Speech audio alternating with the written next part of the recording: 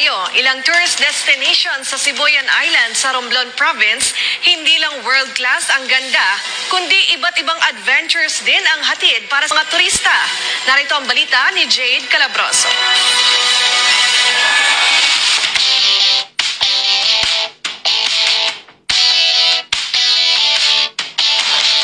Welcome to Sibuyan Island, pangalawa sa pinakamalaking isla sa lalawigan ng Romblon. Mayroon itong tatlong bayan, ang Magdiwang, Kahidjukan at San Fernando. Tinagurian ng mga scientists ang Sibuyan Island bilang Galapagos of Asia dahil sa napakayaman nitong biodiversity.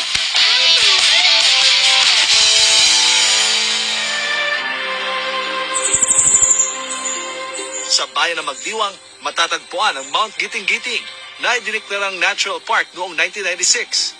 Isa ito sa pinagmamalaking yaman ng Magdiwang.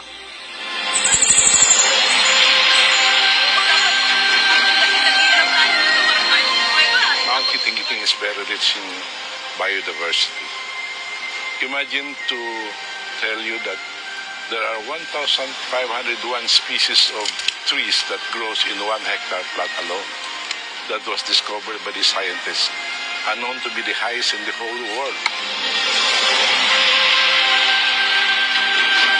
Ang Mount Giting-Giting ang pinakamataas na bundok sa lalawigan ng Romblon na may taas na 6,752 feet o 2,058 meter above sea level at itinuturing na isa sa pinakamahirap akyatin na bundok sa buong Pilipinas dahil sa napakatarik nito at matutulis ang mga bato.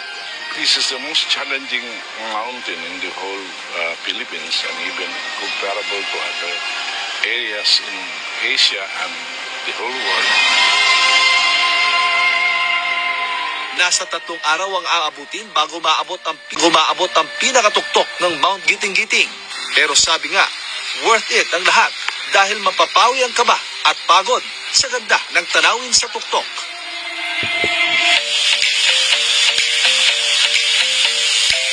Isa rin sa listahan ng travel goals ng mga turista ay ang mga magaganda nitong falls na makikita sa Sibuyan. Isa na nga rito ay ang Agbalit River na matatagpuan sa bayan ng Kahidjukan. Ang falls po na ito ay naisagawa o naipatayo dahil po sa pagtutulungan po ng mga tao.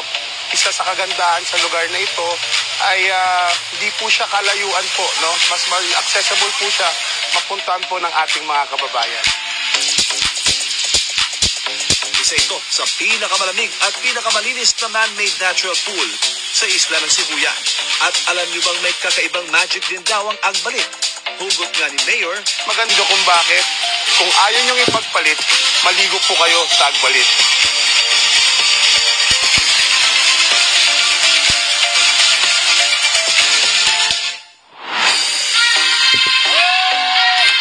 sa bayan ng San Fernando naman, mararating ang Cantingas River, kilala bilang isa sa mga pinakamalinis na ilog sa buong Pilipinas.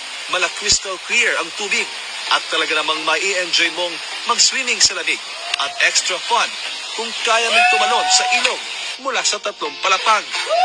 Patok din itong lugar para sa bonding ng mga magkakaibigan at pamilya.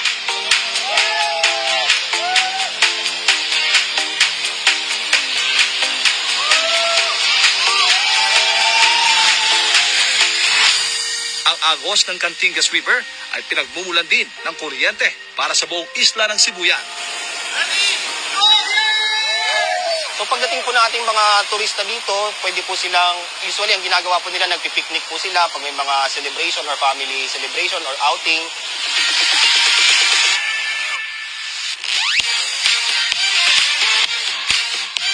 Tinaguri ang Galapagos of Asia. Ang Sibuyan Island ay talagang pinagpala ng mayamang biodiversity at magagandang tanawin na dapat ipagmalaki, hindi lamang ng probinsya ng Romblon, kundi ng buong Pilipinas. At kung usapang top tourist destination, pambato ng bayan ng San Fernando, ang isla ng Cresta de Gallo. Ang Cresta de Gallo ay kahugis ng palong o yung parang korona ng manok. Kung titingnan mo ito sa malayuan, pero habang papalapit ka sa isla, ay unti-unting magniningning ang puting-puting buhangin at napakalinaw na tubig. May mahaba itong sandbar sa magkabilang dulo ng isla Kaya naman, binabalik-balikan ito ng mga turista, lalo na ng mga turistang nakasakay sa mga cruise ships. At dahil ito ay Virgin Island, walang anumang tindahan dito. Kaya lahat ng inyong kakailanganin, dalhin. Mayroon lamang itong maliit na information area, maliit na kubo at palikuran. May iilang mga beach umbrella lang na nakalatag sa isla at mga puno na pwede mong maging silungan. Pwede mag-overnight stay, basta wag lang kalimutang dalhin ang sariling tent at pagkain. Yung travel dito, masyadong matagal. Pero pagdating naman dito sa area, worth it. This place is really, a paradise. Parang ang sarap mag-relax, mag-unwind. And maganda siya, it's because hindi siya crowded. Punta kayo dito, guys!